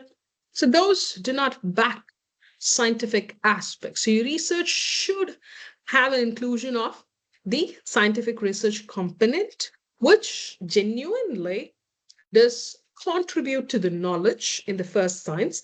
The body of science, again, yes, would be part of every research. When we are looking at the managerial perspective, we're just looking at the methodology in which we are undertaking research, which means the existing theories can be used, but building upon that, we are adding new knowledge that is important in your scientific research. So nothing which is mundane or redundant is re-reflected as a researcher. And always your research in a scientific method should be systematic. It should be evidence-based, replicable, systematic, and you should define a problem. Sometimes we form hypotheses to back it up. And I'll talk about the hypothesis as well, which is not mandatory for your dissertation. You can just restrict to research questions and objectives. You have to collect data, analyze results, draw conclusion. So data needs to be collected systematically in the research, which is important. So this aspect forms the crux as a researcher. So which is why we ask you to build a questionnaire, share with your supervisor, plant structured interview, even if you try to do. We ask, what are the set of questions you're looking up to based on your research objectives, based on your research questions? So how many participants are you going to pick? So I'm going to tell you what Asanda's research onion is. We're going to peel that as part of your research methodology as well. That will give you clean steps, which qualifies that your data is collected systematically. I can't go randomly to a person and collect data. Then you may say, okay, Maria said this, that primary data is fine. I just collected with my peers. Unless or otherwise the respondent qualifies to the set of objectives and question fulfillment. You cannot use anyone and everyone, which is why we say collection of data systematically is really important. Okay, if not, we have outliers in our data as well. So, which does not qualify our results analysis as well. If it's quantitative, definitely those outliers will create error in our analysis as well. And data are interpreted systematically. Of course, yes, interpretation is important. Interpretation is done logically as a researcher. So you have to interpret logically. You can use for interpretation, if it's a quantitative data, statistics, models could be used, and theoretical frameworks can be built, and you can do a thematic analysis using an in vivo for a qualitative data. We're going to pick and choose themes from your respondents through interview as well. And there is always a clear purpose to find things out, which is why I say your research aim is important. So when you talk about scientific research, it always begins with a specific question or an objective, which is aimed at discovering new facts, or you're testing your hypothesis. So you need to determine on the basis of purpose where the direction of your research is going. So that clarity, if you have, everything is a ripple effect. So aim, questions, objectives, clearly it'll fall in place. So have a clarity on the purpose of your research. And furthermore, I'm going to classify and help you understand. Be at your level, master's level, again, there are humongous school of thoughts on the classifications of research. So I'm just going to pick up those which is feasible at your master's level, and also which could be used to some extent for your research, but predominantly I'm going to also give you a way to say which is the possible best for your research data collection as well. The first one, classifier, is an exploratory research. We'll pick the learners now. Okay, so exploratory.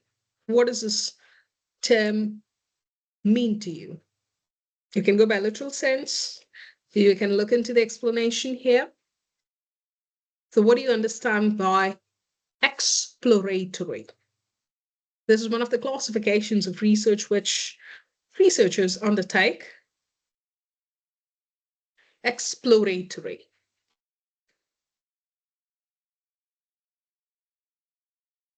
You can look into the example, but I want to know what you're understanding by the term exploratory.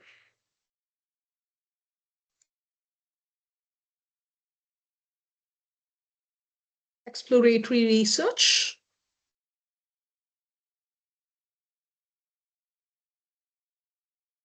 That's dead silence. Give it a try. It's okay. We're here to learn.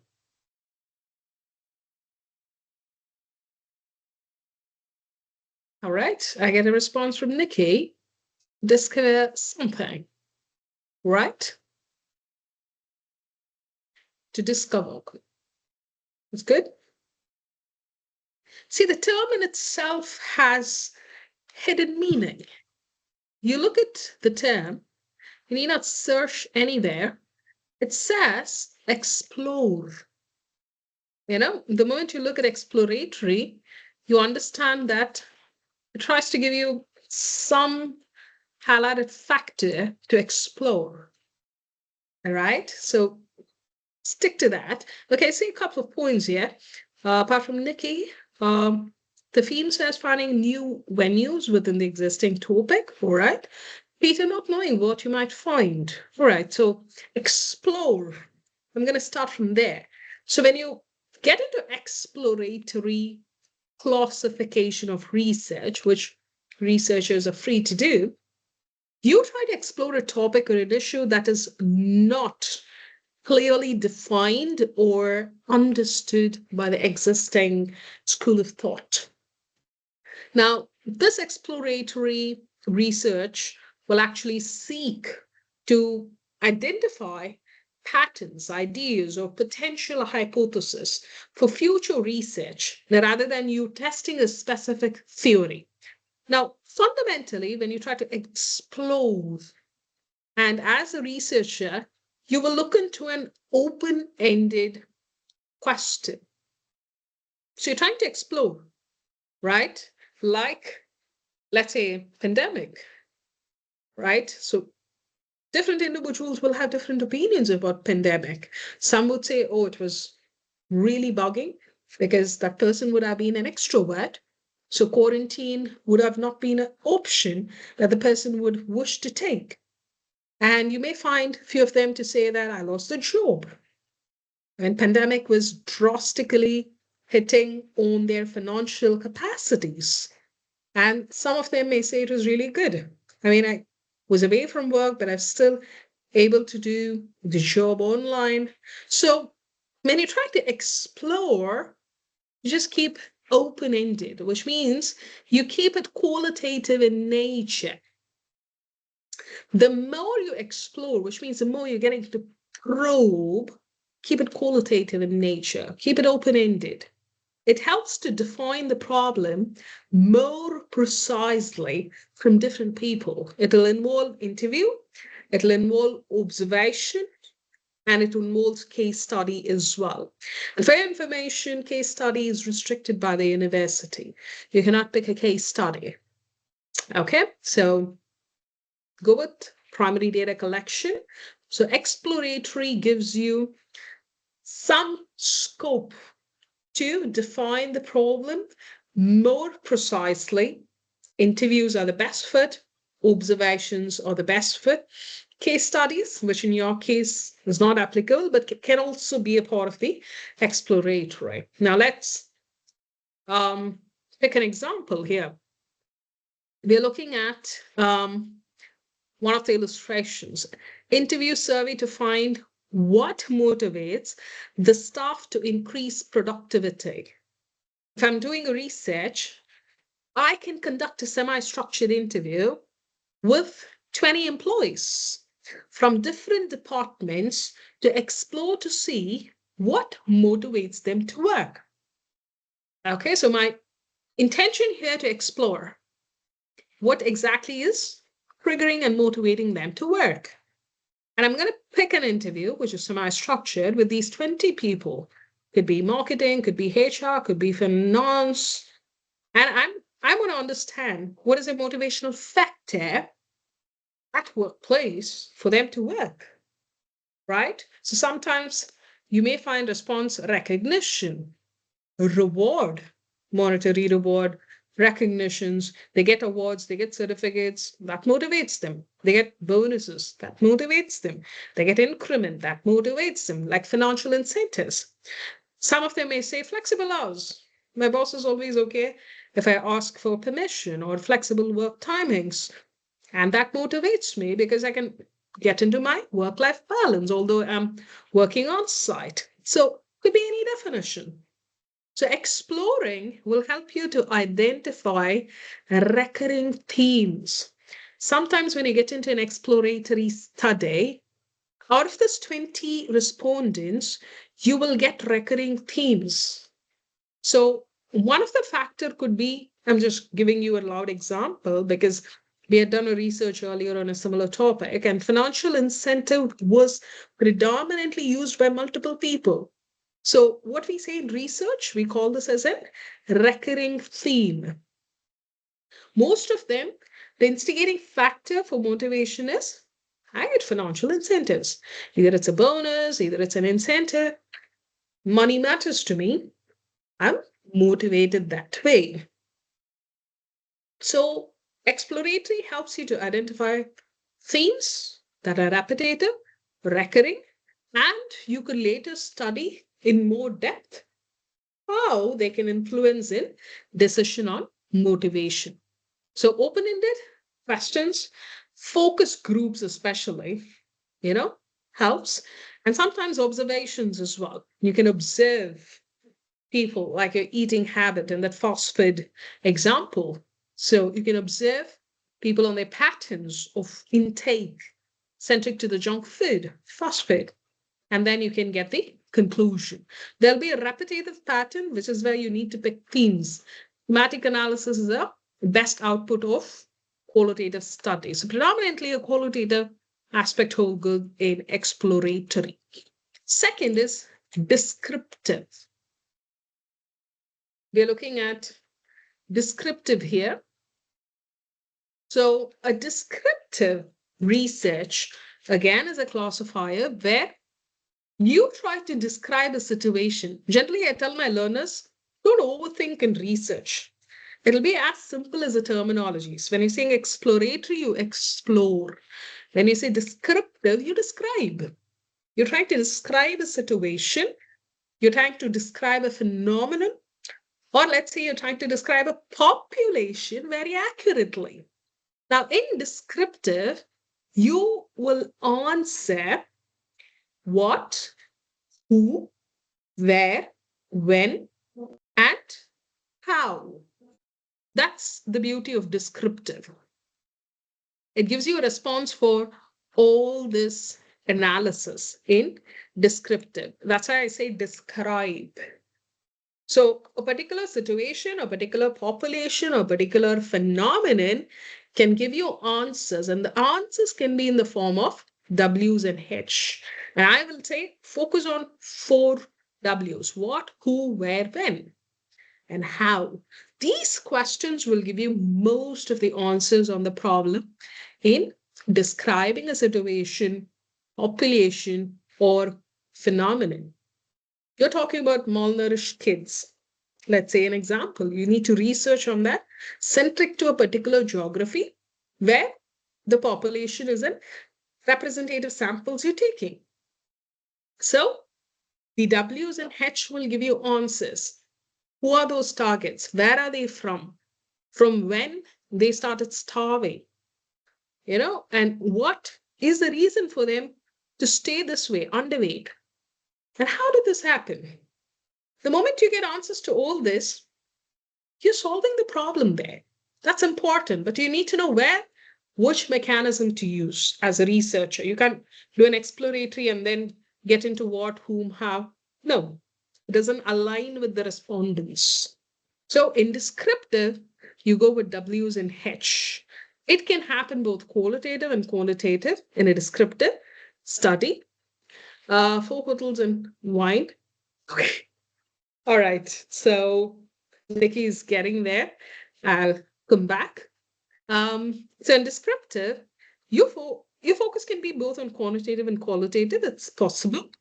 And there is no manipulation of variables that can happen in descriptive, because the more you're describing, the more you're giving clarity, and you're going to focus on the characteristics of that subject which you're looking into. And I'm telling malnutrition or malnourished children, I'm focusing on the characteristics of every child. It could be background of the parents, it could be employability of parents, anything, or the health of the child. It could be the DNA of the child itself. Is that way. Some people eat more, appetite is good, but still not gaining weight. So the characteristic of that subject gets into descriptive, right? If I need to talk from the business management perspective, here you're looking at how staffs are rewarded and what measures are used to record their productivity levels. So that's the example quoted here, right? So how are we looking into descriptive study? Now, if there is a researcher, since I say Nikki's name in my recent chat, I'm just going to pick Nikki's example. Now, Nikki is a researcher. Nikki needs to distribute a structured questionnaire to those employees asking what kind of rewards they receive. Again, it could be promotions, bonuses, recognition, and satisfaction, working environment, anything it could be. So Nikki would collect data from HR on performance metrics. Example could be on maybe the number of tasks completed, targets met, achievement, revenues, turnover, sales, anything, which Nikki feels is quantifiable fact if it is. So this particular descriptive research will give an answer to Nikki to describe existing conditions. So what Nikki needs to use as a tool is survey, if it's quantitative, and sometimes survey with a close-ended question is preferable. In descriptive, don't give the option to be narrative from respondent side, unlike your exploratory. They're exploring. Here you are describing, so get the restriction there. What you need to study, you will be the decision and navigate the research that way. Sometimes I've observed the researchers also have this position. They get diluted as they get into data collection because once they allow the interviewee to talk, you're the interviewer. Interviewee, when they talk, they will carry on different direction because it's open-ended. They will float across the words. So you as an interviewer is going to stop or get into a different direction. So your set of questions should be structured. So in descriptive, the more you keep it as close-ended is the better you can get into the rhythm of data collection and analysis, because your objective should surround on W's and H. So you can do your analysis and get a statistical report. Sometimes document analysis can also happen through descriptive research. I can get any documents, move on, analyzing, and then understand, which can happen on a secondary basis as well. Then I get into analytical. Again, this is explanatory. So this is slightly different from exploratory. I sometimes, use other synonyms as well in your research school of thought. So if you find explanatory, it's also called as analytical research. Okay, so don't get confused or think, oh, this is totally different. Analytical is also called as explanatory, not explore, explain. Okay, so in analytical research, what happens is we try to analyze relationship between variables, and here testing hypothesis comes into the picture. So again, when you test hypothesis, it will explain why and how things happen in an analytical study, which means you're trying to focus on the cause and effect relationship, right? You're inquiring into comparing different variables or conditions in an analytical study. So here there is an example of analysis of relationship between rewards given and productivity levels. So you're collecting data on both variables here. Which are the variables? When you look into the statement, can you identify the variable?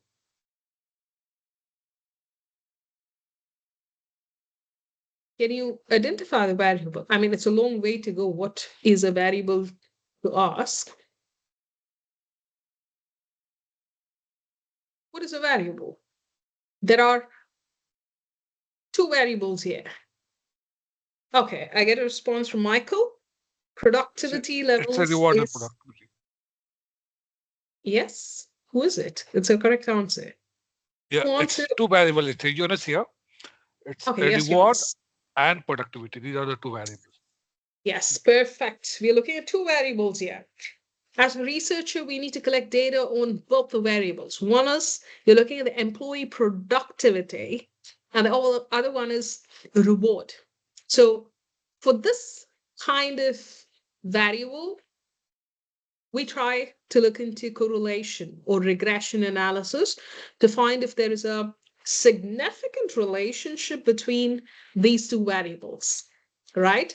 So do performance bonuses actually lead to higher productivity? That is important, right?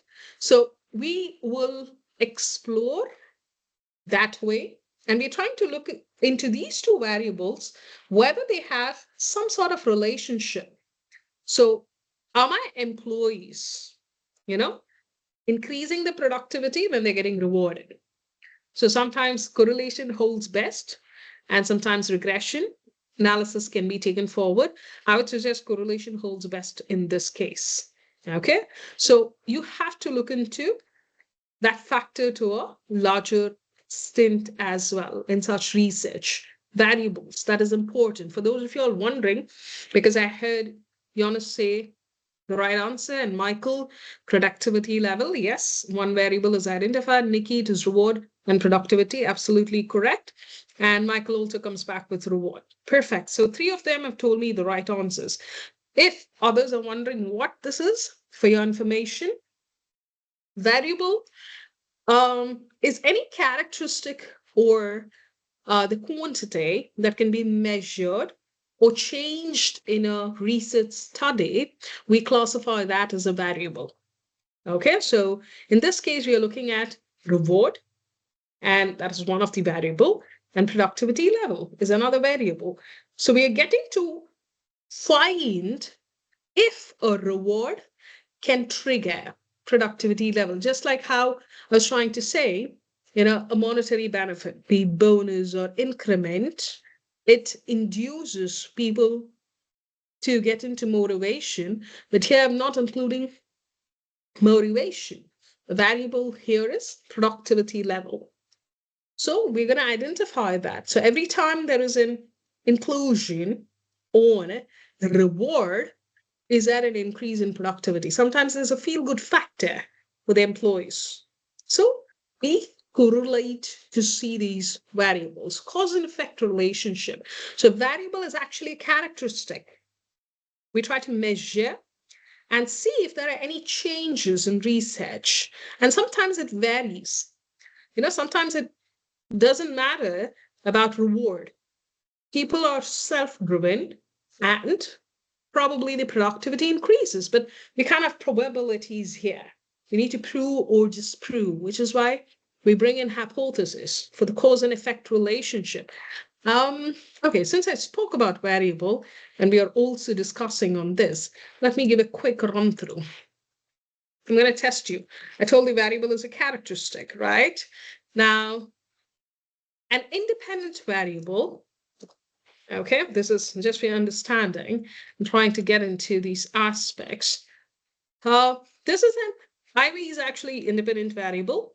Now, an independent variable is something you change or you try to manipulate to see its effect on dependent variable. Okay, so you have a dependent variable. I have an independent variable. A dependent variable is something which you try to measure, which is affected by the independent variable. Now, 2 variables you people have identified. One is reward, and the other one is productivity, correct? We have identified 2 variables. Whenever you identify the variables and you're finding cause and effect relationship, you need to definitely understand that there is going to be one variable which is independent, and there's going to be the other variable which is going to be dependent. Okay, so I want you to identify which one is independent and which one is dependent. Guess it. Independent, you can change or you can manipulate to see the effect. And dependent is something you can measure, which is affected ideally by the independent variables. So take a guess. Reward and productivity are 2 variables. If dependent variable is something that is measurable and which is affected by independent variable, what is it in the given example? Okay, that's a quick chat there. Okay, I see Michael saying reward or independent, and Jonas, productivity is independent. Okay, I'm just going to read with hot expressions. Neither reward, independent, Michael, productivity Okay, productivity is dependent variable. Nikki, reward independent, productivity dependent. Peter, reward independent, productivity dependent. Okay, so nice, good one. And Nadira, reward independent. Yes. So we're going to look into it. Thanks. A few of y'all have got it right. So the dependent variable is employee productivity. Okay. And the independent variable is, you're just going to look into the reward. So it's obvious because we just have two variables. If I say dependent is productivity, default independent is reward because we just have two variables here. So your rewards could be, probably my study could be on bonus, appreciation. I could talk about the certificate. I could talk about mementos, so on and so forth. You could choose anything. I mean, the respondents are eventually going to say, well, the organization gives them as a reward, and your productivity, which ideally is your dependent variable, is actually the output. And the efficiency that people are going to give towards that particular employment, right? And the theme says incorporate rewards are budget dependent. All right. Richard, yes, agreed, independent. Okay. Coming back to the example here. So independent variable reward, dependent variable productivity. So please remember a dependent variable always will measure why or in which way it is affected through the independent variable. An independent variable sometimes could change. Why I said manipulated or change? Because not every organization will give a bonus, and not every organization will give you a certificate. It depends. It varies in accordance with the organizational setup, which could be manipulative. So there is no definition of reward. So an organization in Tafeen's organization may be different from Richard's organization in rewarding, right? So it could be changing, it could be manipulated, which means the variable is having volatile effect here. But centric to the organization, you will know what a definition of bonus or appreciation is. So this is about the variable. Sometimes, now this is although not important, as a researcher, I like to give you a tidbit information. Independent and dependent for your level, clarity you have, which is good. We do also have in research something called as control variable. Okay, so control variable in the given scenario, just to make you understand additional information, I'm just adding to the knowledge. So a control variable is something where you keep constant on a certain factors to ensure that the test which you do in analysis is fair enough, which means you have controlling factors on those variables. Now, in this case, working environment, I will include it as a control variable. And working hours could be a control variable, which means in certain organizations, probably they tell it's only 9 to 5 or a 9 to 6 shift, which you have to do, which means don't work beyond 5 p.m., don't work beyond 6 p.m. So it's a control variable, a variable which can have its constants, right? So you're ensuring your test is fair. Working environment sometimes can be a control variable, provided it holds constant. So which has a control without any volatility is a control variable. And we do have, again, as a researcher, I'm just giving you an additional knowledge. It's an extraneous variable. Yeah, it's extraneous variable. So this particular variable may influence results, which sometimes is unintentional. The results will be pretty much shocking to you, and it's not intentional that you would have brought in this variable. like let's say employee age. You would have never brought this into the picture, but when you do analysis, your observation would say that, okay, employee age, I'm looking at the age, probably age factor is trying to give you some message unintentionally, which you never thought about. So you never thought about in research if age was trying to interconnect with reward and productivity. You never thought about it, but unintentionally, through the analysis, the data is giving you this output. So we call that variable as extraneous. So some of your respondents would have opted that as an option as well. And experience. Okay, sometimes people talk about their mood, their mindset. Okay, so probably that could also be the productivity factor here, right? So analytical, we're looking at the variable here.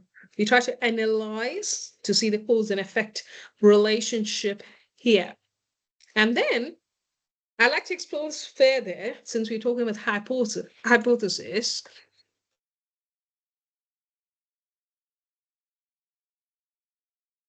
I don't know if you have an understanding, but technically for researchers itself to understand hypothesis, it takes a little time, but let's give it a shot because when it comes to your research, the university doesn't insist on hypothesis. Don't get there. But for your understanding, since we're talking about the variables here in analytical classification, in fact, most of you all wouldn't even do analytical classification. This is again in line with research. We do hypothesis. The hypothesis is actually a testable statement or prediction that we try to look into the relationship between two or more variables. So on my screen, you see only two variables. Sometimes we may have multiple variables, and we want to test on those variables. We want to make prediction, just like how we do betting, right? There's a prediction, probability. You predict. So hypothesis will help you to test if the given prediction holds good with the relationship with those two variables or more variables. So generally, you would have seen in research papers or up next when you do your literature review, you'll find H naught, which we call it as null hypothesis. Okay, so null hypothesis is something where we try to assume that there is no relationship or effect between variables. So in the given example, I'm just going to pull the same example so that you don't get deviated. Reward and productivity.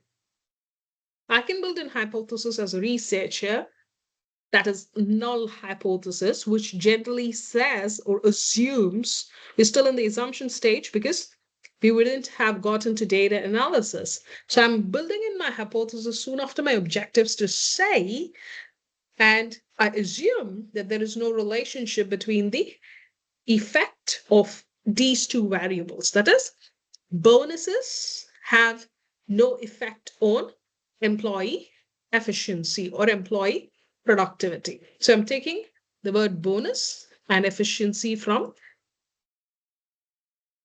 this, and I'm trying to make an assumption.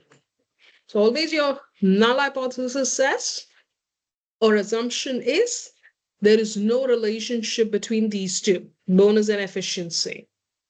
And I need to prove this. How do I do? Through my data collection. I'm going to prove or disprove it.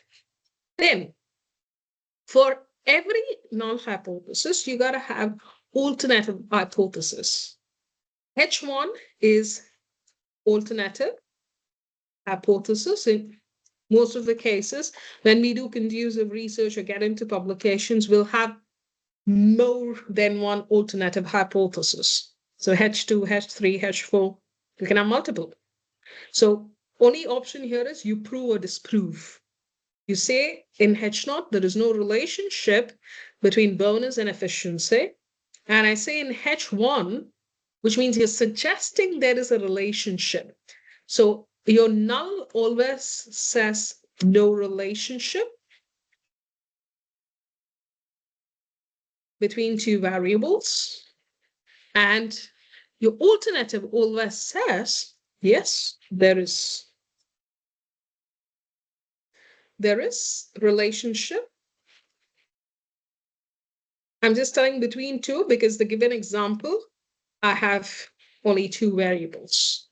All right, you can pick more than, you can have multiple variables. In fact, when you try to do research, it's interesting. We'll have a lot of variables, but it's going to take a lot of time, which at master's level, you won't be able to substantiate too much of hypothesis as well. And alternative, more than one, like H2, H3, which I was trying to tell, can have different combinations.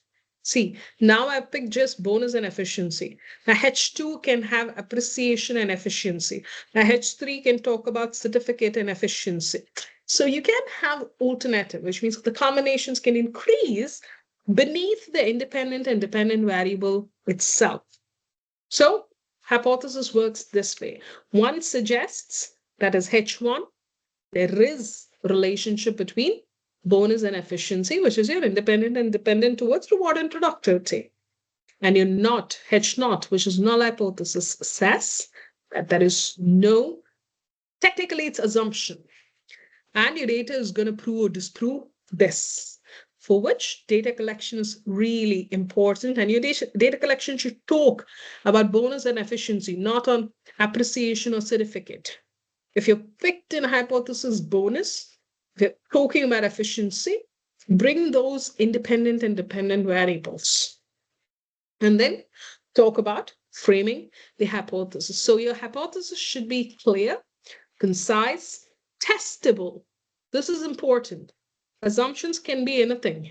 We can have XYZ assumptions without base, but it should be testable, measurable, based on existing knowledge or your observation. You can pick and choose this. All right, so that is where your analytical comes into the picture. Saturday session, I'll pick with predictive and other aspects. I'm just going to put this on pause for now because we are running out of time. So one thing I would like to give you a heads up, which in Saturday's session, I'm going to bring in as a drill as well. I'll be sharing a live spreadsheet. I generally like to work on things like this because I'll help my learners in the early stage itself to identify the topic. So for Saturday's session, you have tomorrow the entire day, Saturday the entire day, because we're meeting Saturday evening, which is apparently 7:30 UAE time in my time. So you have 2 whole days, technically. I want you to choose a topic of your interest, which you would go and work on the proposal and dissertation. So start thinking, use these 2 days, keep your topic ready. I will be sharing a live spreadsheet on Saturday in class. Live spreadsheet, just like how we used Padlet. I'll be sharing that spreadsheet. In that spreadsheet, student ID, name will be given. So I'm going to get the list. I want you to check your student ID and name, right? So student ID is the university ID. Please have it saved, whatever list I'm giving. Look at the name. I want you to fill the topic. So please utilize these 2 days, get a topic. Few of you all spoke about EV, few of you all were talking about aviation, banking, and sustainability, fashion industry. Pretty interesting. And for Nita and Marvelous, so whatever you've been done or doing it or have completed on part of your RPL, so please get the topic, add it to the sheet. I'm going to improvise a little because that should align a little with the university standards. For the rest of you all, think about a new topic. Now this, from now on, should, like I told you, you should have an aim, right? So this cannot be revamped. Think from that perspective and try to get in. Nevertheless, you'll ask me, but you cannot, I change. You can, but start working on something which constructively turns out to be positive. rather than you meddling between all the topic. So try to bring in at least broken words. Fine. I'm going to help you, which is why I'm going to get a live spreadsheet. And again, let's respect each other's topic. Do not delete any information because I'm really good at certain aspects of technology as well. I can source, retrieve everything. That's absolutely fine, but respect each other's space. Only use the rows given under your name and ID. Use the topic there. Then I'm going to add multiple columns where we will structure aim, objectives, questions, so on, so that our proposal is at least constructed. Okay, so please think about that. A topic which can align towards your proposal and dissertation. For your information, once your proposal is structured and approved, evaluated, you cannot change your topic. So until your proposal creation and submission, you have time, but start working from now. The more you work with me during the class, 90% of your work is done. And then after that, it's only the additional words you keep adding on to your proposal to qualify to the word count. If not, just work with me, get it done, utilize the class hours, utilize the time I give directions, your work would be done. Work smartly because you're all executive education learners and the theme transactional management. Rita, so the Malaysian student can use their yes, that's correct. Yes, you can use your existing topic, but not the work. Slightly, we're going to tweak it because we need to get into RPL. You're all through recognized prior learning, right? So Malaysian learners, for my knowledge, I remember Nita and Marvelous since I've taught them and I've supervised Marvelous. Nadira now has asked a question. Anyone else from Malaysia? Okay, assume only 3 for now. So the rest of you all, please work on the topic. Do not have second thoughts. Okay, what would faculty think? What would my peers think? Let them think, whatever it is.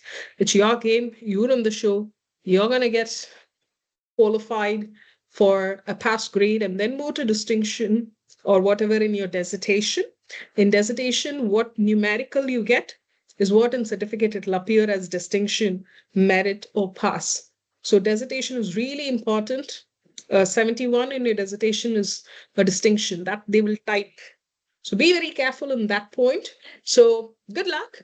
2 days, please work on your topic.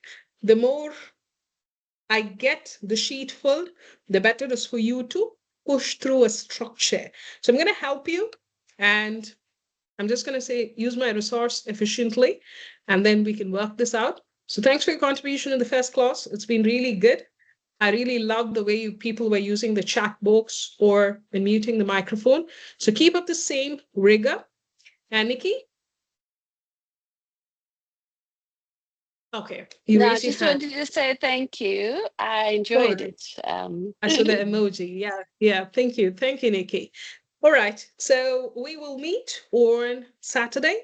So like I told, please keep in your mind, I know it's tough to handle your family, your profession, your studies. Spend a little time, at least get streamlined on where you want to focus. I'm going to help you structure the rest of the thing because I've been working on my research, so it's easy for me to meddle and understand your interest. Okay, so please get it. Spreadsheets I'll share in class on Saturday. So until then, take care, have a pleasant night and pleasant evening.